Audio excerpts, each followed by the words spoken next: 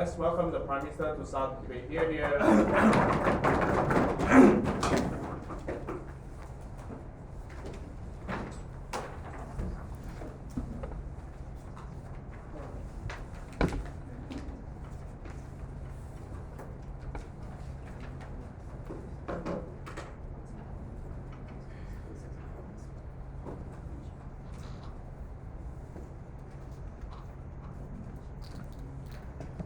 Can you stand more in the middle?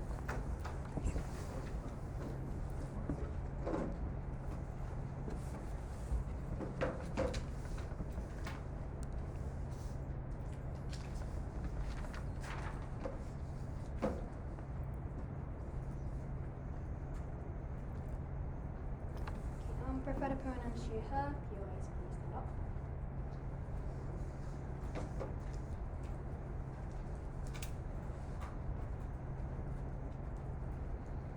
Setting my speech in 3, 2, 3 things for my speech. First of all, what does this international body looks like? Second, I'm going to explain why this will lead to more efficient exploration through cooperation. Third, I'm going to explain why, even if we trade off the speed, even if we trade off the efficiency, it's going to be better because we will have more legislation that will sustain the future space exploration and lead to less conflicts between countries. So first of all, what does this international body look like? 3 things to know here.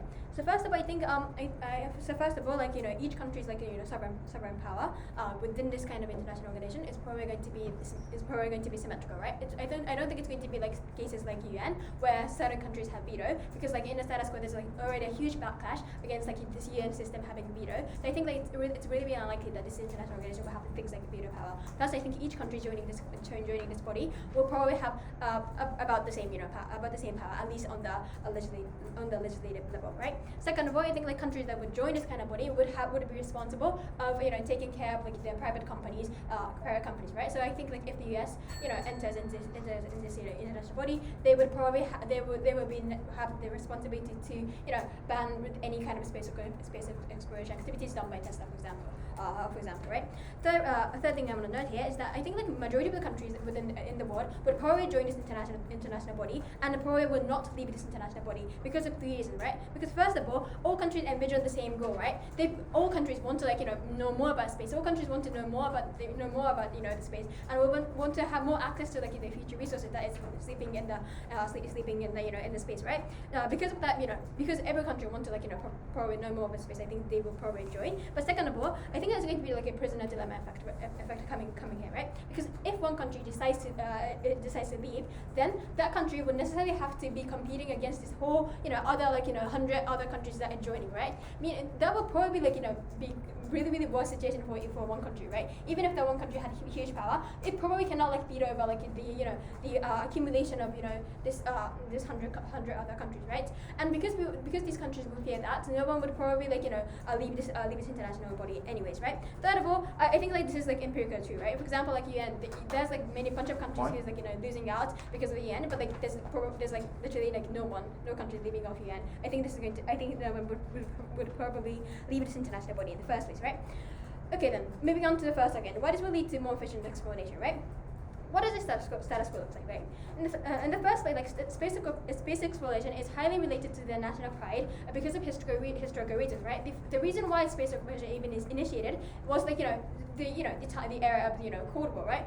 Cold War where America and Russia wanted to increase their own power, right? This is exactly the reason why space exploration is inherently tied to national pride, right? That's why there's a really small amount of cooperation between countries. There's a really small amount of technology sharing, information sharing between these countries, right?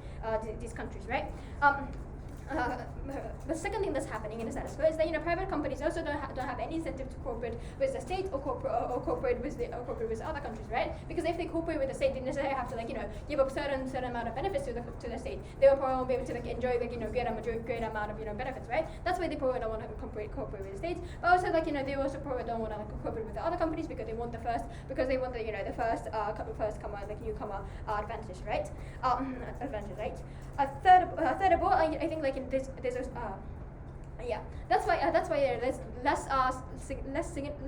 significantly few amount of information sharing that's happening in the status quo. This is like increasingly decreasing the speeds of spatial exploration, right? What will happen in that plan is that I think because countries are going to join, because the best scientists within each country are probably going to join a single organization. They will probably work together. That's why I think the best of the best scientists will share their knowledge, share their information, share their ability to think, and then probably they're going to develop a better technology, right? But second of all, I think the pre-existing technology that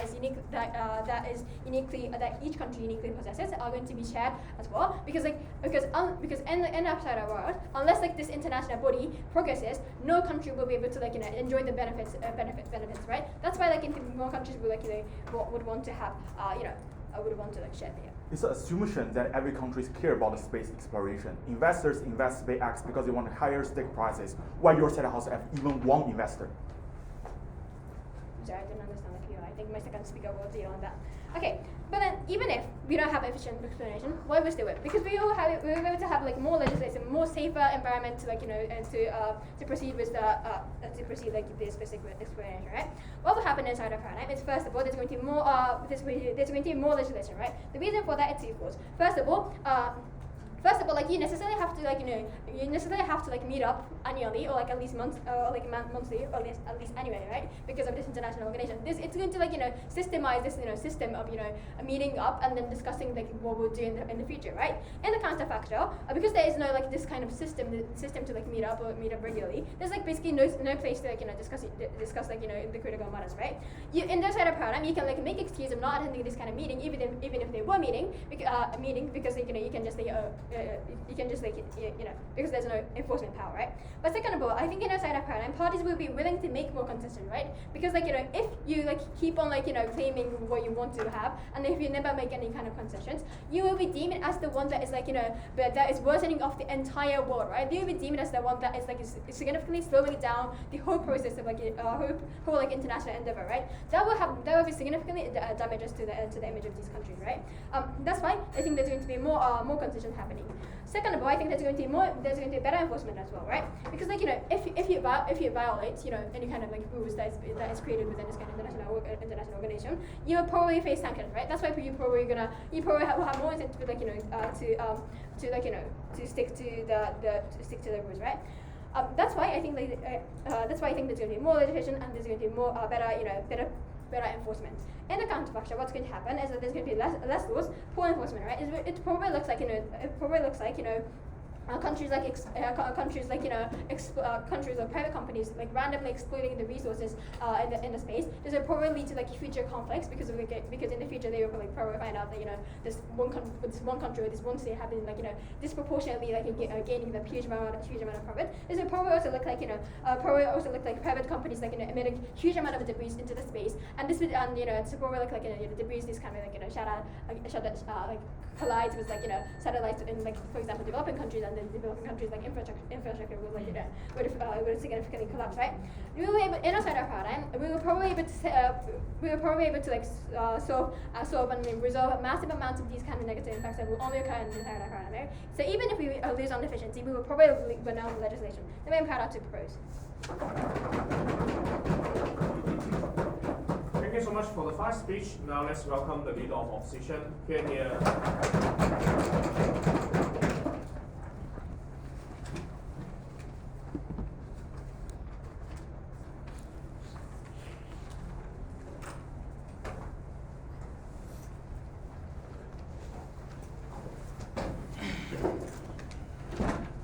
PR and everyone, just raise up a hand.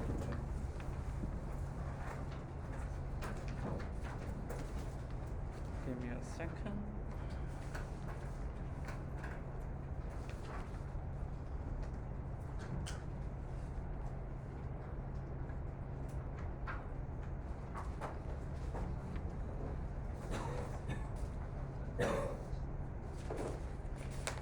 And no preference, just pure iris do not verbal.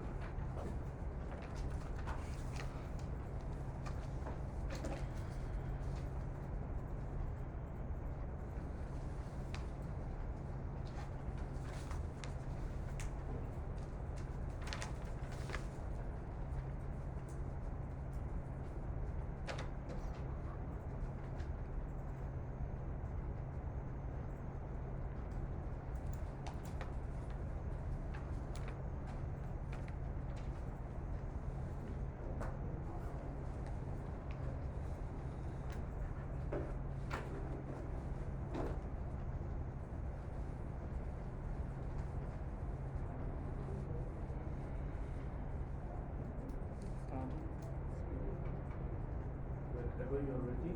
Okay.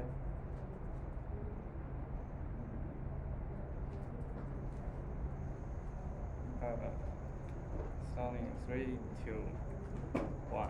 3 setup. 1. International bodies symmetrically exist. For example, in outside the house, the United Space Station is still exists in the status quo. The only delta is, for example, some private company do not want to join in the outside house. They probably just be banned, but comparatively in outside house, they still exist. Second, in their space united international body, all the president in the outside house framing probably all to unite together to make any decision at the very first place, which is important because it is the first mechanism will to prove why it is wrong. But third of all, simply because in the process of this cooperation, for example, they never to prove why I don't know some like company are willing to join. For example, USA and Russia have very strong conflicts on their identity. Why they are willing to join at the very first place, their prime minister never to prove. But fourth, the clash in this debate is quite simple. One, which side house can get more efficient, i.e. more innovation, which is important because their second part of the case about some law regulation is 100 contingent on these benefits. But secondarily, I want to point out why uniquely in outside house, we not only can get more efficient, more innovation, but either can get more distribution for the benefits the people on the ground. First, I want to directly flip their case. Why the international body is so inefficient at the very first place? 4 things to prove. 1, they never to explain why the major company want to join, right? The only mechanism is probably they want to know more thing about the space. But I literally don't know why know more thing is important, right? At the very first place.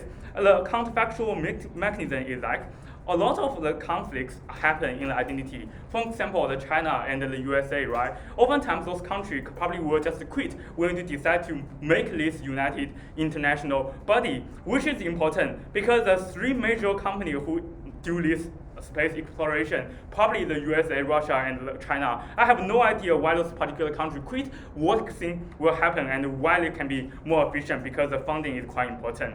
But secondarily, I think even if their framing is true, those countries is willing to join, I think lots of usage discussion will happen because every country, every politician are defending for their own benefits. For example, you can see many discussions on this country on the table, negotiation table to talk about like when I to do this particular investment, how many benefits my country can get, which means they have generally to be much more selfish at the very first place. The conclusion is quite simple. Number 1, the efforts will put the innovation will be significantly decreased, but secondarily, the transparency inside this united international body either will be harmed because lots of countries will hold the asymmetric information. For example, the USA want to hold it just because the sake of themselves. But third of all, I don't think the talented people have more incentive to join it, considering that it more likely is a government funding institution, right?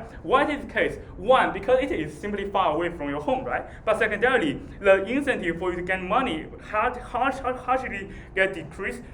But comparatively, when you join the company, you're more likely to get these benefits. But first of all, the investment from the foreign, the other investors, also will be decreased. But comparatively, in our house, when this listed company want to join and to share their market to this public, they're more likely to get those particular investments. But first of all, which is quite important, in the process, when you decide to join this kind of things, I don't think lots of private companies want to join at the very first place. For example, the SpaceX, Elon Musk probably have much more longer innovation and the motivation to defend for themselves, which means those particular companies probably will quit this kind of things, which is important. Number 1, those private companies are the foundation of the innovation because you have so many talented people. But secondarily, simply because those kind of CEO is important. But third of all, the supporters for those private company either will quit from this process. For example, the supporters, the investors for SpaceX, right? Conclusion of this argument have 2 forces. One, you literally have the worst discussion, decision, because so many useless discussion, so many efficient discussion will happen. You generally shift the efforts, the focus from one the useful decision-making process uniquely happening outside the house to another inefficient. But secondarily, you have this innovation because the discussion is inefficient, but second, the talent, but lots of mechanism I have proved you. Implication is quite simple. In this house, if you lose the innovation on this particular united international body, you probably do not have any alternative at the very first place, because you have generally united all this body inside one body. But in comparison, in outside house, even one company fail, you probably still have another alternative to push the exploration on the space to get it further. For example, even if SpaceX fail in outside house, you still have a bunch of alternatives at the very first place. It has been a winning case. Very simple reason, just like the framing I have told you, because innovation is the foundation of any benefits you want to get. Second, why company will have more innovation and competitive benefits in outside house? One, because competition is quite intense. In outside house, if you lose to the innovation, you probably just to be kicked out from this market. You will lose the investors, which means in outside house, the private company have huge motivation. Second, because this hierarchy burden, right? The CEO can directly decide, for example, Elon Musk, no need to get so many board of the president of those particular country. When they just decide in outside house, the decision more likely to be efficient. But third, the more investment will happen, simply the comparative mechanism I have told you. But fourth, we have better check and balance system for two reasons. One, because the annual report will force this company to do so. But second, because you are responsible for all the stakeholders, which means you have better censorship because all the people are put an eye for you. Why this matters? Because innovation has been happening and has been the unique benefits in outside house. One, simply because it is the premise of any benefits, but secondarily, it can only way to solve the long-term problem. For example, you can see the climate change is unavoidable for lots of reasons, probably from the foundation of capitalism, etc. But comparatively, only in outside house, when you do innovation, wanting to exploit the space more, you can do it. Second, we will have more distribution and the tangible benefits for two reasons. One, simply because the company cares the investment. Only when you show the tangible support and tangible benefits for people on the ground, you probably can draw more investment at the very first place, which is quite important because in the status quo, those companies, the technology just fly on the sky, right? You probably cannot make the people benefit on the ground. But in comparison, is in outside house, when you put innovation on the ground, more people can get these particular benefits. Based on that, opposition. Thank you so much for the fine speech. Now let's welcome the Deputy Prime Minister to extend the government. Here.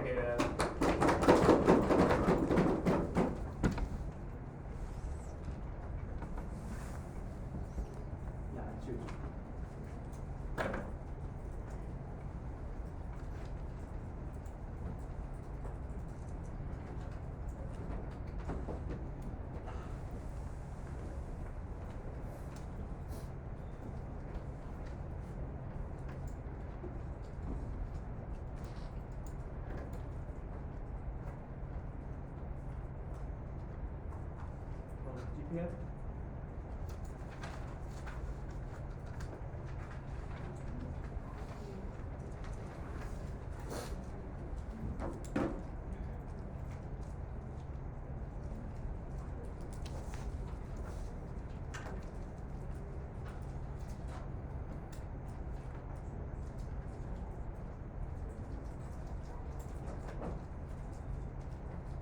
Okay, so my speech will start in 3, 2, 1.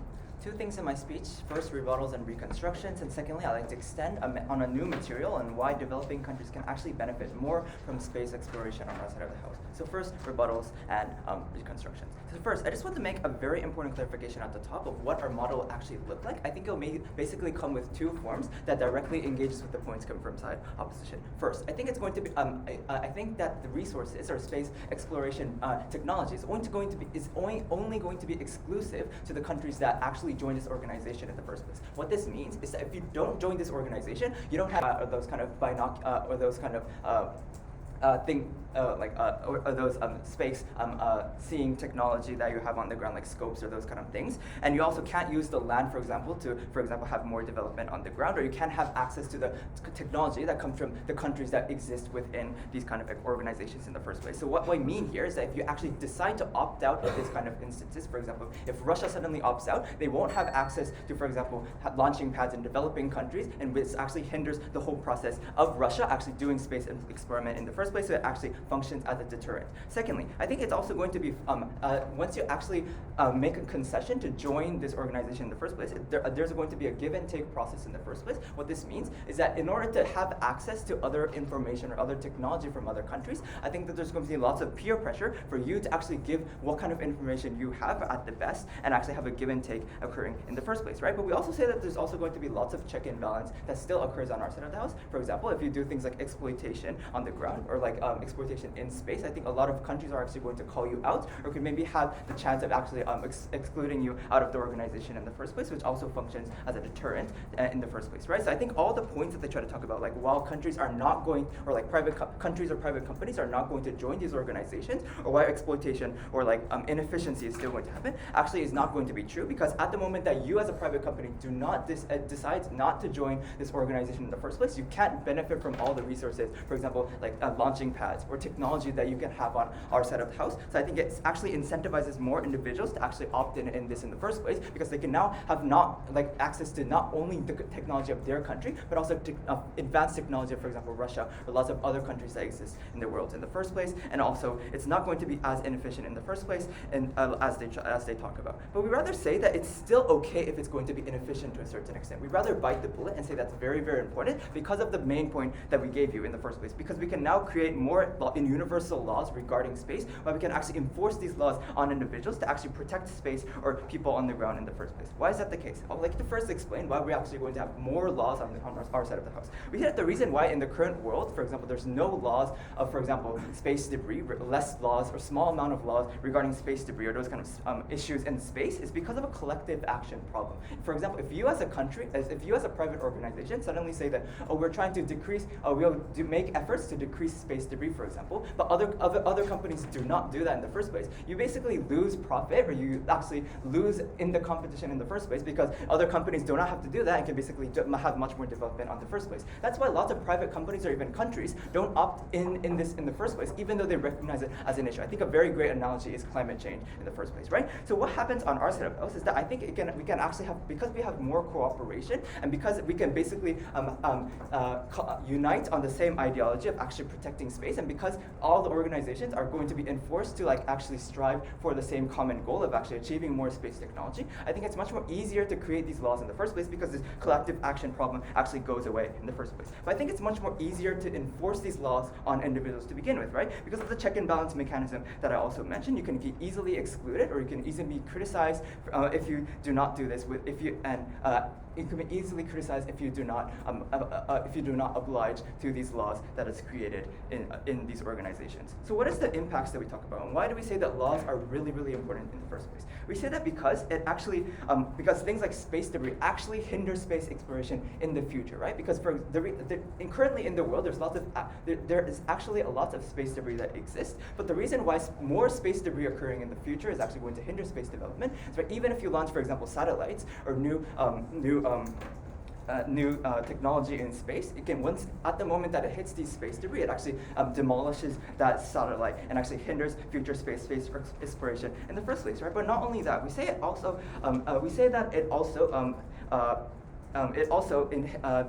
currently, it also hinders people, especially people in developing countries on the ground. Because, for example, because there's no protectional laws of, for example, creating launching pads, I think what happens and has happened in the past is that, for example, in order to create a launching pad, like a lot of, for example, private organizations or companies have excluded, for example, indigenous communities on the ground, or, for example, Aboriginal people, to actually create space pads in their area. And there was actually lack of check and balance, and because of lack of of check and balance. This was the conclusion in the first place, right? But rather on our side of the house, because we can actually have more protectional laws about, for example, people on the ground or indigenous communities, as we mentioned. I think we can actually protect the most vulnerable people being excluded from their, being expelled from their hometowns or those kind of things in the first place. We say that this is really, really important to begin with, right? But even if we say that this is not important, we also say that space exploration probably isn't like a very urgent issue in the first place, right? Like we don't have, like it's not like we're going to, the human race is suddenly going to go extinct in the next 10 years in the first place. It's like we're not that urgent in, for example, finding another planet to live in. So even if like it delays the process in the first place, it doesn't really damage people on the ground. They need to explain why, like the whole, for example, a very fast process of space exploration is very, very important anyways on their side of the house. So given that, moving on to our point, why it's actually much more better for developing countries and why they can actually benefit more from space exploration. I'd like to talk about the status quo. First of all, I think mainly developed countries are the ones that have lots of development in space technology, and I think they're at the frontier of space exploration. But also because these developing countries or private companies don't have incentives to actually share the information with other countries because of the profit incentives that they mentioned. Basically, developing countries have lack of access to space technology, for example, good or high quality satellites. But why is this really, really important? Why? And once we have a collective action, once we have a same organization, I think that now developing countries can actually have access to these kinds of satellites. And this is really, really important because we now have more access to, for example, things like weather forecasts, which directly influences the lives of people, especially considering that like agriculture is a very like massive sector in these areas. But not only that, we can also have like good quality maps that can also increase that, like for example, accuracy of infrastructure, those kind of things. This is really, really important because although they might say that they might trickle down to people on the ground, it's going to be very, very, very expensive. Rather, we can have these kind of technologies at a much more accessible price on our side of the house. Very proud to propose. Thank you so much for our first speech. Now let's welcome the Deputy Leader of Opposition. Here.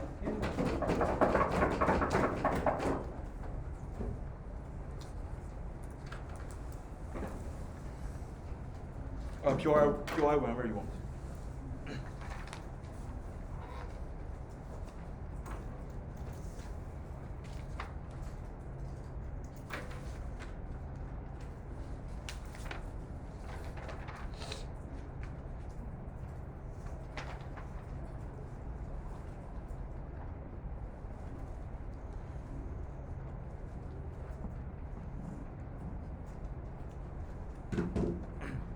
The gap of their word is never prove why the government care about space exploration. I just don't know why Donald Trump will fucking care about space exploration. They talk about climate change is wrong, whatever, about protectivism at the first place. He even want to quit UN at the first place. At least our state house have the Space Act. At least in some this worst scenario, we can let them have some of development at the first place. They just assume the government want to do, but without prove it. First clash on efficiency.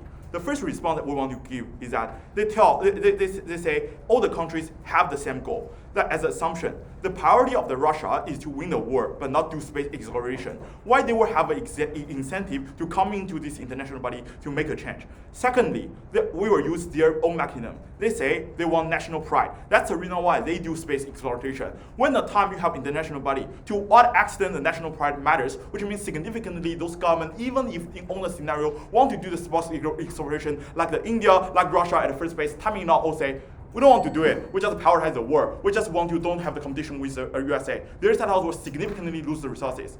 Third, they say that the country is not leaving. That's a very small case. Maybe it's true they won't leaving, but they will just do nothing in those kind of council. They will all wait for the USA to invest more and more money at the first place. I just don't know why countries will invest huge in these kind of areas when there's alternative then other countries may invest at the first place. Or like the Americans at the first place, when they invest huge amount of money into these kind of international bodies, there's a more and more bad discussion on say, how come you cooperate with China or Russia, these kind of countries? How come you invest that much money, so many people have a bread at the first place? Which means necessarily, even if some of the voters that want to give in money into these areas, but other identity conflicts, making those kind of voters no longer want to invest money into these areas, they still have much less money at the first place. But fourthly, they tell me they will share the technology. But why? Like, there's UN already. They don't share the army. They don't share the weapons at the first place. Why your state house will share the technology? The way is this. Our state house still have the international bodies. Those in Western countries with the same identities, like still are more likely to share the technology because they are on the same identity. Because they think is trustworthy. Their set house will share much less technology or even do nothing or their set house. I think firstly, they are lying because like SpaceX do cooperate with NASA. They say they don't cooperate with NASA. How come? They are lying at the first place. They share the equipment with NASA because it's a much cheaper way to do. Like Elon Musk is another idiot at first place. They have the incentive to do it. Their set house is to force the SpaceX or NASA to cooperate with the India or not that functional areas at the first place. It's far worse or far harder to communicate at the first place. The comparative of our set house is not don't have the cooperation. Is we choosing the one who is beneficial to me to cooperate at first place. Yes, there's a lot of enforcement. The more enforcement, the worse, because they are enforcing the people I don't want to do at the first place. We should follow their freedom of choice. I just don't know whether we're enforcing them at the first place. Second, why our set is good and why our set is efficient? I think the Cold War is good. They making more and more competition. They have to develop faster. Almost the space exploration, the most efficient, the biggest achievement that making in the Cold War, is making the Russia or America want to do more at the first place. Second, it's not a force of the corporation, but people willing to do it. It's on their own benefit at the first place. The enforcement in their work make it less incentive or less meaningful at the first place because they have to do it at the first place. Thirdly, it's much faster than my partner tell you. They can making the decision exactly do this kind of stuff. Maybe there's a house like, for example, Malaysia signal is bad. They want the satellite, but the USA want to monitor the Russia at the first place. They have the different goals and harder to make a decision at the first place. On our world, the private companies in Malaysia do it for themselves rather than discuss on the table. The more discussion you want, the worse the result will be. Fourthly, I think another part that never engaged is why their set house have the investors. It's not everyone care about space exploration. I will die in like 80 years. How come I care about space exploration? The reason why so many people invest into SpaceX is not because they care about exploration. Is they do believe that SpaceX in the future, the stake price will increase at the first place. That's the reason why we have a significantly more amount of the investor in their set house at the first place. Their set house need to prove why the most taxpayers want to let the government to invest that much into those kind of areas at the first place. We have significantly more like investors at the first place. But secondly, the winning condition of their set house is why they can have more money, why the investors want to in areas, why the government can have the priority at the first place. But secondarily, why Russia will prioritize space exploration or making a functional law with USA at the first place. Without proving this, if they have no money, no law at the first place, this corporation is just messed up. They cannot claim any benefit in their set house. They have to prove why there's money, why there's law at the first place. The second clash in this round is distribution. Because technology may be holding the rich people's hand, we need to prove which side house can let the technology onto the people's hand at first place. The big body to what extent can care about India? Like at the first place, like we agree that the India may join, that America will pressure the India to join and pressure them to spend money at the first place. But to what extent India will really being benefited in this round at the first place? Probably is because the India really need America's military help or care about them at the first place. That's the reason why India coming here at the first place. But America is democracy. They want to let all any benefit go into their pocket. Why do the India will really benefit about that? Why do India will get the technology? Why our set house is significantly better? Before that, NPOI. Shame. Second, like why our world is better is because India do it individually. They just develop their own engine. They develop their own technology at the first place. They have more investment onto these areas. If we get even if India on both sides house will invest same amount of money, I just don't know how exactly their side will benefit. Our side house we develop the engine at the first place. We're still likely to benefit the plane or benefit those kind of manufacturing areas at the first place. I'm unsure how the technology developed in the USA will be used in the India very well at the first place. Maybe they don't know what exactly technology about. Even if they share about it, they just don't know how to use it. There still sucks on their work. The international body care about that.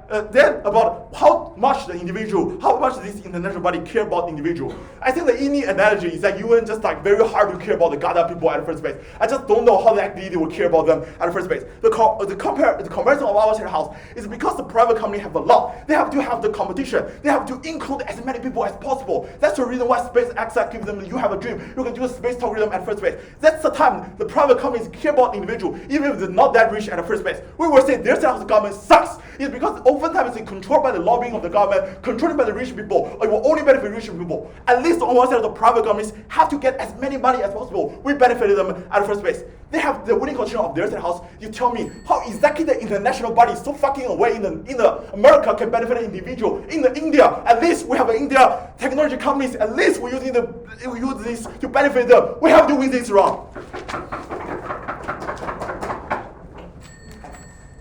Thank you so much for the first speech. Now let's welcome Dr. Will to conclude for the government side. Okay,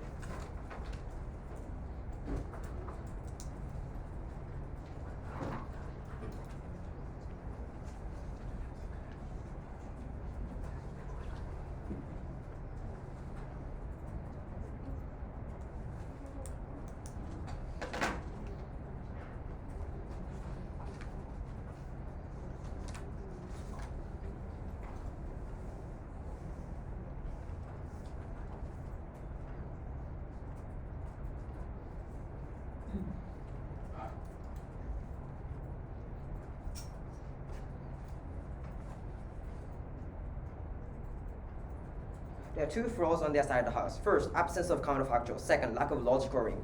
In the status quo, all nations care about space explorations. Satellites is indispensable to setting up industry, but even though this is an urgent issue. We can predict whether we can use iPhones because of the using of satellites. But the problem in the status quo, even the space is a common region, and every nation has the right to explore. The absence of universal law allows nations and corporations to become selfish. Even bilateral law doesn't matter because any other companies can benefit from this. It is time to set a single organization to unite and concentrate all the resources in order to realize the efficient space exploration and sustainable exploration. Two issues on my speech. Firstly, efficiency. Secondly, why the space exploration is not that urgent issue the opposition tries to argue. Firstly, efficiency. I want to try to attack three arguments coming from opposition. They say that space exploration likely to be efficient because of three reasons. First, amount of investment. Second, number of alternative available. Thirdly, media. We can symmetrize this. Firstly, amount of investment. We can say this is symmetric on either side of the house. There's a lot of countries who have a state-funded institution. Like look at the case of China and Russia. There's a lot. The agencies are doing exploration is the state-funded institution. Why the cooperation is necessary in order to realize the better explorations. Moreover, we say a lot of NASA's and JAXA exist on our side of the house, so I think that's an amount of fund is symmetric on our side of the house. Secondly, we can flip this argument by saying the investors on opposition side is amateur, right?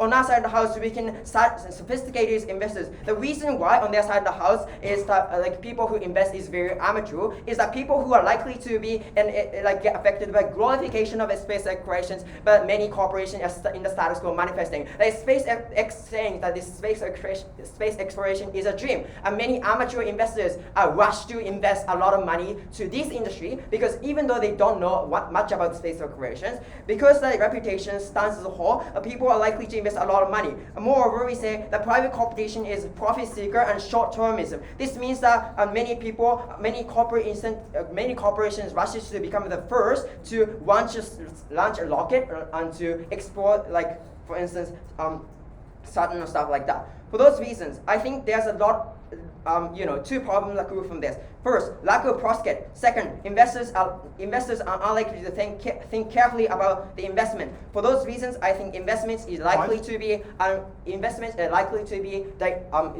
flooded into the very wasteful pool of money. Rather, on our side of the house, we can concentrate very sophisticated resources on the state-funded institution, which is better on our side of the house. No, thank you. And second thing, the number of resources and alternatives available. I think this is symmetrical on either side of the house. If the United States create from the international, even if the United States create from the organization, Russia and China can do this. But secondly, we say that we can flip this by saying that on the opposition side, alternative available is limited to within the nations. However, on our side of the house, people can have access to technology in other countries, which is beneficial, especially in terms of developing countries.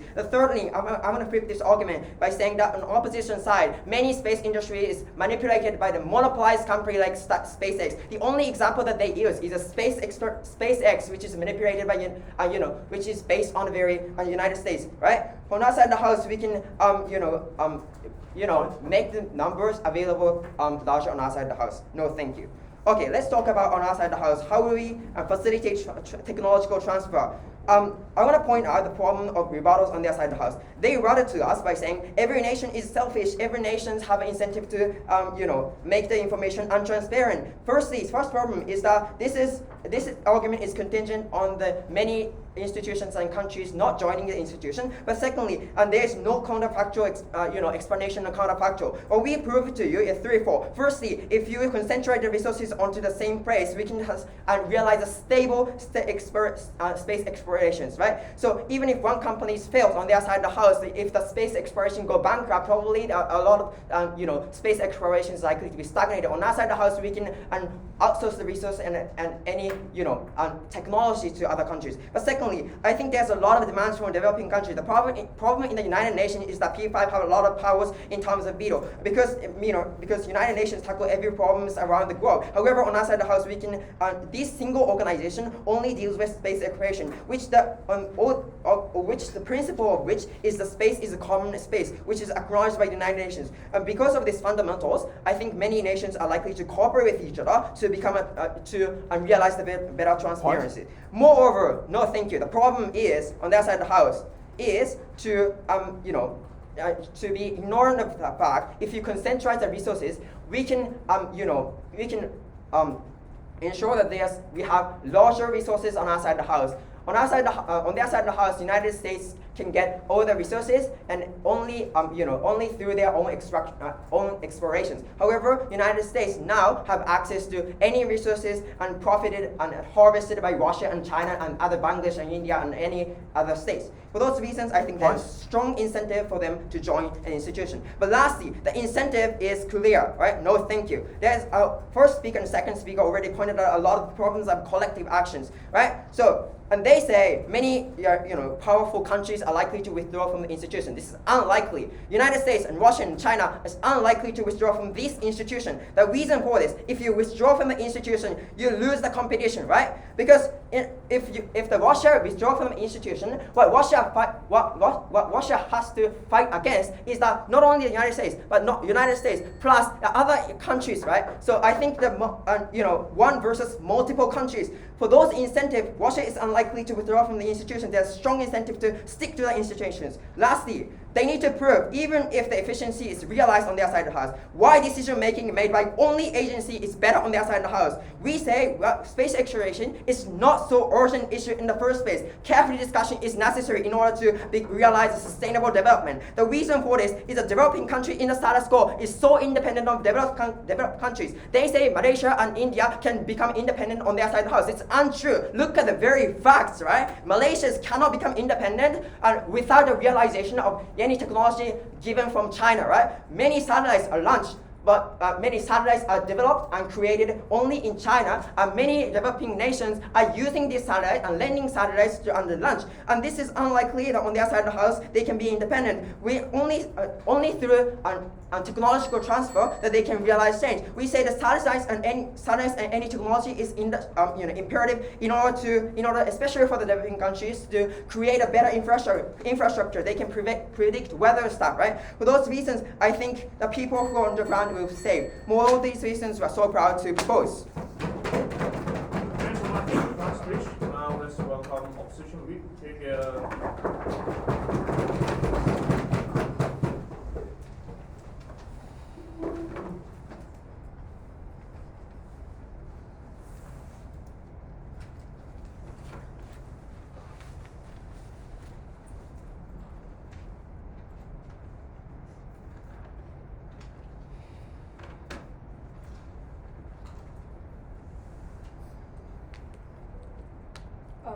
no gender preference, and just raise hand if you want POIs. I prefer after 5 minutes.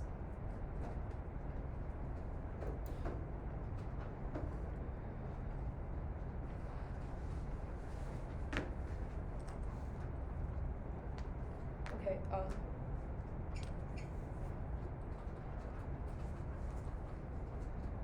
My speech was starting 3, 2, 1. In this debate, I'll be super clear in the two clashes. Let's first engage the clashes about which kind of salary house can help the developing countries. Two mechanisms coming from the government side. They claim that countries will join when you centralize them. The mechanism to support them is that they know it because there are no cooperation because different kind of countries have priority. And second mechanism they're telling you is that big countries won't veto you, won't veto you, so no countries will leave these kind of things. And if we prove you why they're less likely to happen, these kind of countries will unite together, and even if they unite together, it's unfair. Their impact cannot stand at all. Three response to this kind of clashes. First of all, they never prove why countries will suddenly join and work together, knowing that my partner have already tell you they having different interest clashes and having different kind of political standards. It's in our state house, we still have different kind of international bodies. They can still having their priorities. They never prove that why suddenly they will unite together. Second of all, if you buy their mechanism to telling you different countries having different priority, so they won't having cooperation. That is a case that hit their own cases, because even if you're having this kind of joinment into this kind of unite international bodies, no country won't veto you, but doesn't mean that the big countries will control you. But however, it's all likely in their state house there will be unfair relationship in their state house, because oftentimes big countries will be the dominant party to control the resources or control the distributions. They never prove to us why this kind of big countries won't have the incentive to do these kind of things. And also, if in their state house they're telling you no countries will leave this kind of international bodies, that is a thing that telling you if nobody can live but force them into this kind of unequal international bodies, that will worse the minority or worse the developing countries, because there are no alternative way for them to live out from this kind of international body to getting the resources that they want. In their state house, you just compromise the developing countries. The comparative is that in our state house, different kind of countries having their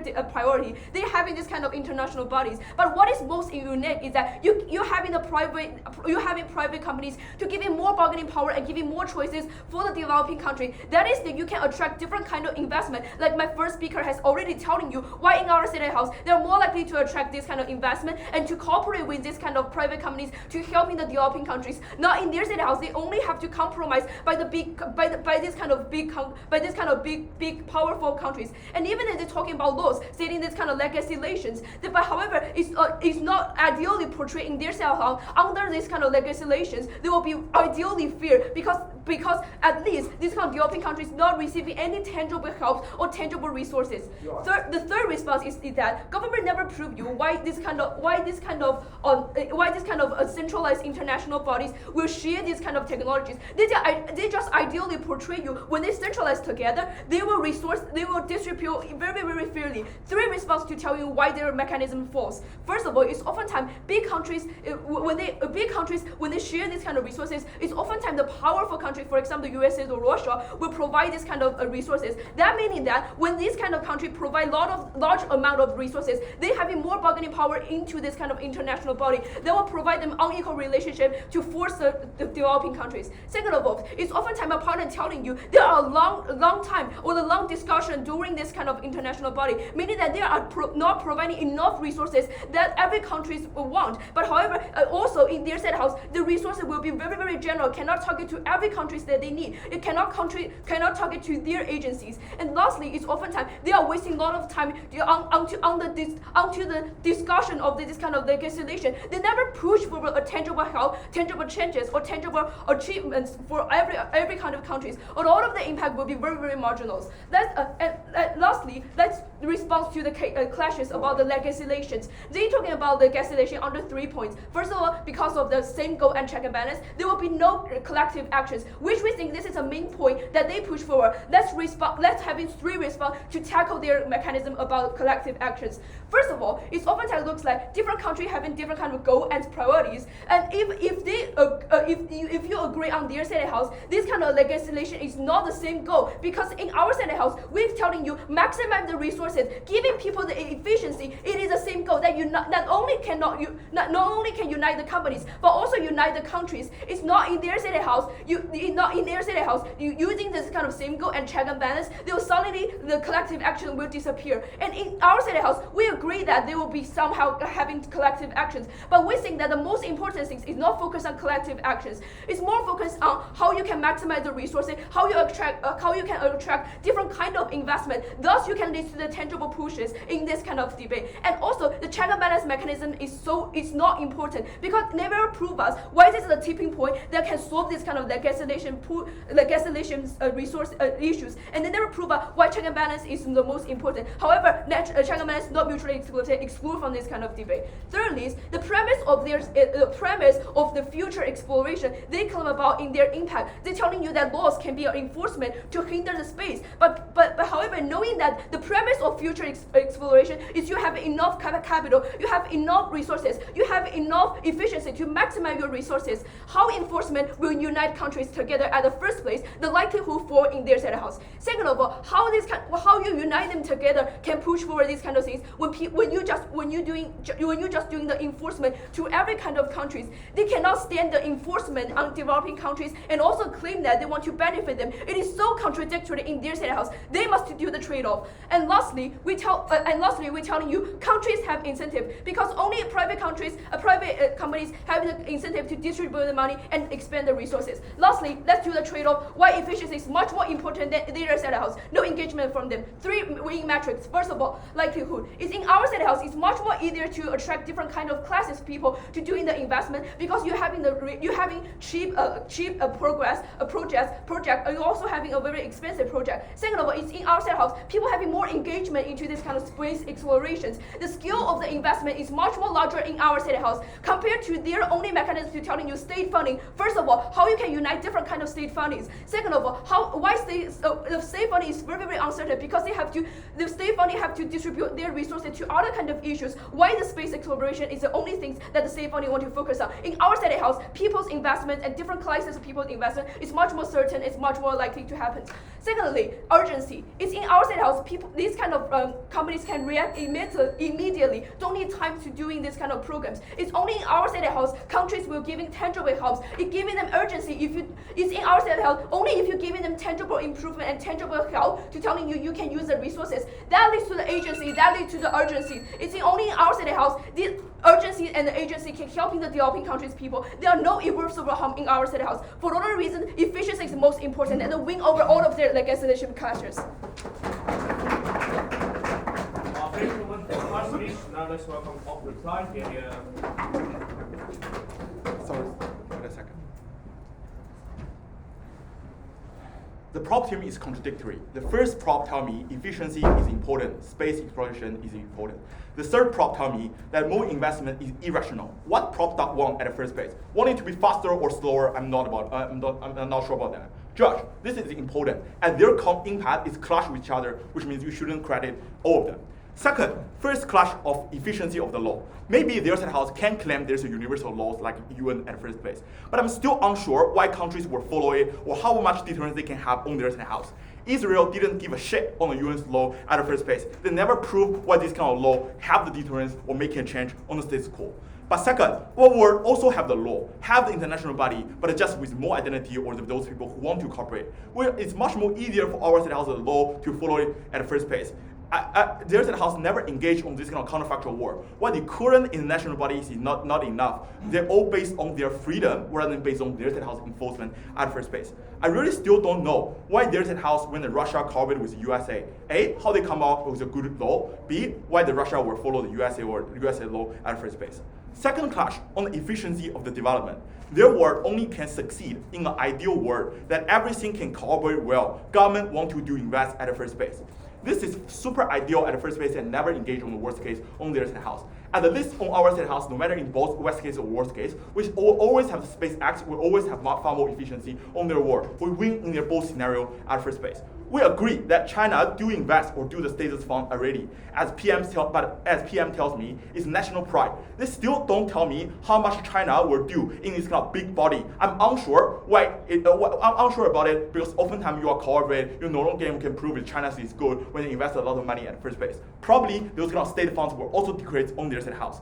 But firstly, I'm unsure what exactly the government can make an advancement, as government have other priority, as I have already told you. The SpaceX or the stake prices, we can have more investors, no matter you care about space or not. We can let more investors, no matter you care space or not, come in at the first place. But I'm unsure how exactly they were looking like or get any kind of advancement at the first place. The last clash, and probably also very important clash, most important clash in this round, is the distribution of the technology. If you say just a claim of the technology, but don't help people, then there is no impact on the house. If government want to make it, make it, why India, if government still want to make it, it looks like on our world, India still can develop their own technology, making a planet, whatever. They can still understand this kind of technology. They can still have a better engine technology at the first place. It is quite certain ourselves can have some advancement and can understand it. Even if their state house can share the technology, how India can understand it, or there's a significant gap between their state house or why the USA want to share with them, I'm unsure about that, which means the certainty of the impact, they also didn't prove that. I think the last is how is these international parties will care about people. They don't tell me at the first place. I think some of the government they mentioned about China, about those kind of areas, are likely to not democratic, or likely to be corrupted at the first place, or there's political lobbying in the democratic countries. Or there is uncertain in their state house, you're really helping people with the technology. Probably just helping the rich people. The counterfactual word we give you, because there's more and more competition, or because space exploration is quite hot, it's maybe not space X, there's space B, A, B, C, D, E. It's more oftentimes that we have more competition. They care about middle class people because they need to fight every single coins in the market at the first place. It is quite certain we care about a bigger amount of people. I don't want to explain why sport exploration is important, because oftentimes there are so many people dying. The planet will die in 60 years. We have to making a space exploration. But the question is, how the technology will help you people. If their technology is only sent some of the very officials to the space, there's no impact. We tell you the efficiency of making it, we save generation by generation much quicker. Their state house have to lose.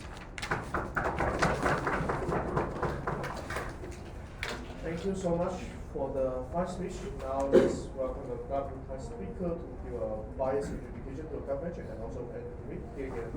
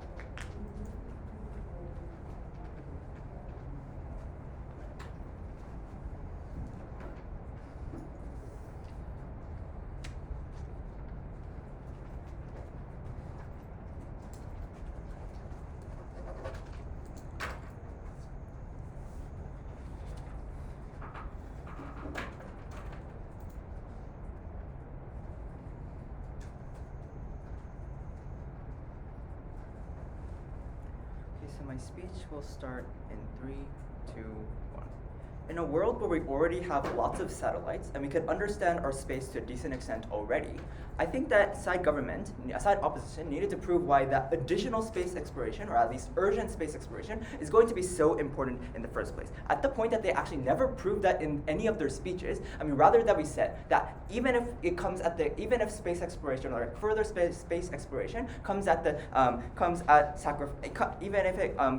even if we have to sacrifice that to a certain extent, we want to protect our space that has our precious satellites and actually want to prevent further damage that occurring to our space. And we're very, and at the point that we can have more universal laws and legislation protecting these kind of things, we're very proud to propose in the first place. We told you mainly two things from my speech, in our stance. First, that there's going to be more efficiency, but secondly, even if there's less efficiency, that's much more important because we can now have more sustainable development, or at least more protection of spaces in the first place. So first of all, on the point about space development, we told you that first of all, at the moment that we're going to create create these organizations, it's going to be first exclusive. So if you don't join these organizations in the first place, you can't have access to, for example, launching pads in other countries, or like for example, technology in foreign countries in the first place. So it's going to largely incentivize lots of countries to actually join this organization in the first place, because it will also benefit their own development to begin with, right? And we also and I think that and also there's going to be a give and take system, and we also told you how there's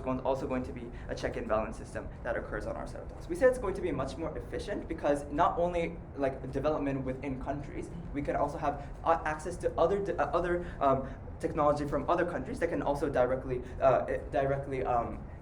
help that country's development in the first place, right? And I think a lot of corporate organizations also have lots of incentives to join these organizations, because not only just doing development in your own company, it's much more better when you have much more access to not only technology, but also launching pads for those kind of things to increase development in the first place, right? I think that side opposition basically try to attack this point and say that, well, it's not going to be efficient to begin with, not going to be efficient in the first place. But I think that the only mechanism that they try to use is that, well, there's going to be disagreements in these kind of in these kind of organizations. It's going to be very, very inefficient to begin with, right? But first of all, we said that it's not going to be that bad as they explained, because there's going to be lots of check and balances mechanisms that exist. But even if that's the case, we said that that's at least better on our side of the house. It's going to directly lead to our second point, because at least even if nothing changes on their side of the house and everything is going to be the status quo, but at least organizations are still going to opt in.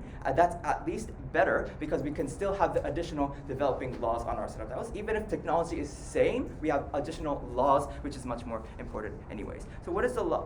Moving on to the point about laws. We told you that currently in the status quo, there's a collective action problem, because even if you as a private organization or a company wants to, for example, protect space, but other companies don't do that, you're basically going to have you're going to lose out in the competition, which is very, very bad for you as an actor, and basically disincentivizes you to protect these kind of spaces to begin with. But rather on our side of the house, that we can actually solve this collective action problem, because we're now going to unite on the same goal in the first place, and we can actually have much this kind of profit or risk. This kind of discussion is not going to occur in the first place. Right? We told you how we can also have much more peer pressure on our side of the house, and also we said that backlash is also going to be much more functioning compared to that on opposition side, because I think that even if like they try to mention that backlash is going to happen on their side of the house, it's not going to function in the first place, because even if you damage space, it doesn't really directly harm individuals in the first place, right? So I think that in the status quo, lots of companies can easily get away anyways, right? But I think that the main push regarding this point about law from opposition was that, well, countries have different ideologies and different priorities, so therefore they can't make legislation in the first place. UN, a lot of countries that have different priorities, different ideologies, still make lots of good laws for the people around the world, lots of good international laws that protect people, especially in developing countries, those kind of things. We can still believe that can happen on our side of the house, and at this point we win very proud. Okay, thank you everyone for the first speech. Please cross house and also go back to the main hall. We will do the result.